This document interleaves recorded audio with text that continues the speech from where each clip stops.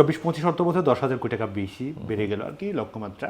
সেক্ষেত্রে যারা ব্যাট দেয় তাদের একটা দুশ্চিন্তার কারণে যে তাদের ব্যাটের পরিমাণটা বেড়ে যাচ্ছে কিনা বা বেট বাড়ছে কিনা, এই ধরনের একটা দুশ্চিন্তা কাজ করছে। তারা বিভিন্ন কথা বলছে কিন্তু সমাজে বা মাঠে ঘাটে বিভিন্ন জায়গায় তারা বলছে কি তারা যারা ব্যাট দেয় তাদের উপরেই আরো আরোপ করা হয়।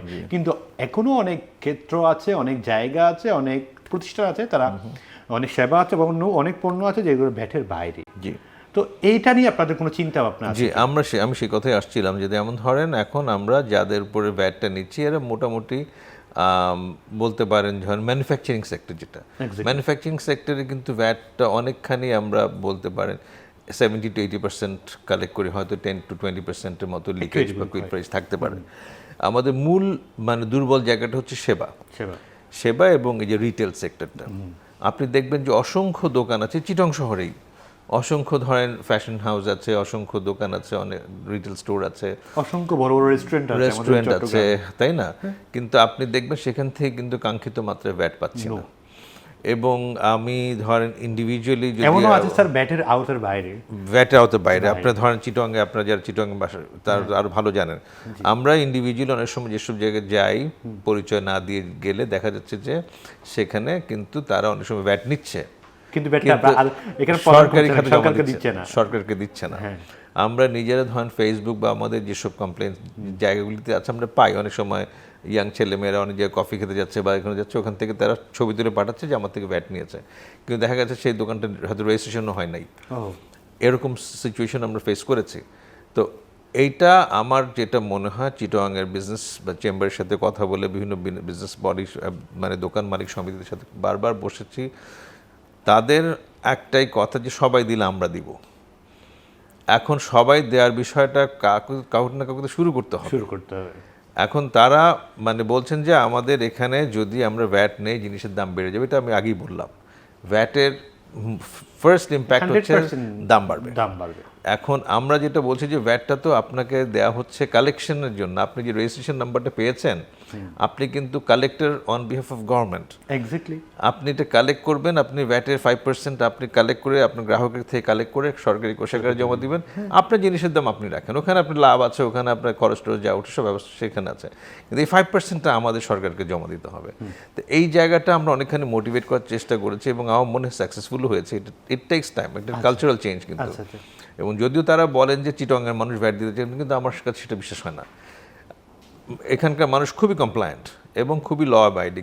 আমি ধরেন দেশের অন্যান্য জায়গায় কাজ করেছি, কিন্তু আমার কাছে মনে হয় চিটংয়ে, আমি অনেক বছর ধরে কাজ করছি, তো চিটংয়ে আমার কাছে মনে হয় চিটংয়ের মানুষ কিন্তু খুবই ল অ্যাবাইডিং।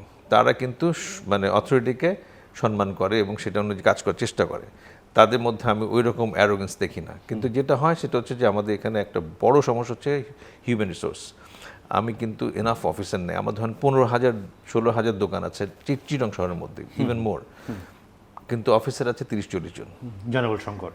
30-40 জন মানে অফিসার, কিন্তু এই 15-16,000 দোকান মনিটরিং করা খুবই চ্যালেঞ্জিং।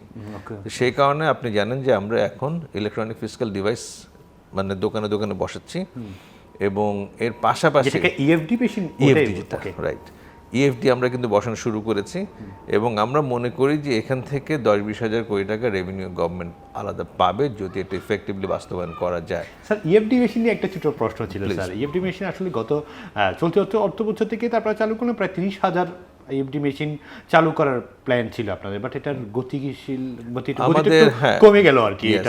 কিন্তু এটা কিন্তু জনবল সংকট হলেও কিন্তু এই ইএফডি মেশিনটা অনেক কাজে আসতো কিন্তু। জি, আমি সেটাই বলছি, ধরেন সবকিছু তো আর মানুষ বাড়িয়ে বাড়িয়ে সম্ভব না। আমাকে মানে প্রযুক্তি সহায়তা নিয়ে আমার প্রোডাক্টিভিটি বাড়াতে হবে। আমরা সেই কাজটাই করেছি। এই ইএফডি মেশিন উন্নত দেশের সাথে কাজ করতে হবে। এখন এখানে একটা যেটা হচ্ছে আমাদের স্থবির পড়ে গেল না 30,000, যেটা আমি সেটাই আসলে উত্তর দিচ্ছি, সেটা যে স্থবিরতার কারণ হচ্ছে আমাদের প্রথমে আমরা যাদেরকে ভেন্ডর হিসেবে নিয়োগ দিয়েছিলাম তাদের সার্ভিস প্রোভাইডিংয়ে তাদের বিজনেস মডেলটা ভিন্ন ছিল এবং সেক্ষেত্রে আমাদের সাথে কিছু সমস্যা হচ্ছে। তারা অনেক মেশিন এখানে কিন্তু নষ্ট হয়ে আছে, কিন্তু সেগুলো রিপ্লেস বা সার্ভিস করে দিচ্ছে না। পাশাপাশি আমরা যে নতুন কোম্পানিটাকে নিয়েছি জেনেক্স, তারা কিন্তু তাদের সাথে আমাদের চুক্তিটা হচ্ছে তারা একটা রেভিনিউর পার্সেন্টেজ পাবে, সুতরাং তাদেরই একটা প্রণোদনা থাকবে যেন দোকান থেকে ঠিকমতো ট্যাক্সটা আসে। আসে সুতরাং আমাদের পাশাপাশি কালেক্ট সেই করবে। সেই কালেক্ট করে দিবে অন আওয়ার বিহাফ। ওকে, আমরা সিস্টেমে মনিটরিং করবো সে ঠিক মতো কাজটা করছে 100%, কিনা, সিস্টেম অ্যাক্সেস আমাদের থাকছে। একটা অংশ কিন্তু তার থাকবে কিন্তু। হ্যাঁ, একটা সার্টেন পার্সেন্টেজ থাকে, আমরা রেভিনিউ একটা সার্টেন পার্সেন্টেজ মানে ভ্যাটের, আমরা যে কালেক্টেড ভ্যাট সেটা পার্সেন্টেজে পাবেন।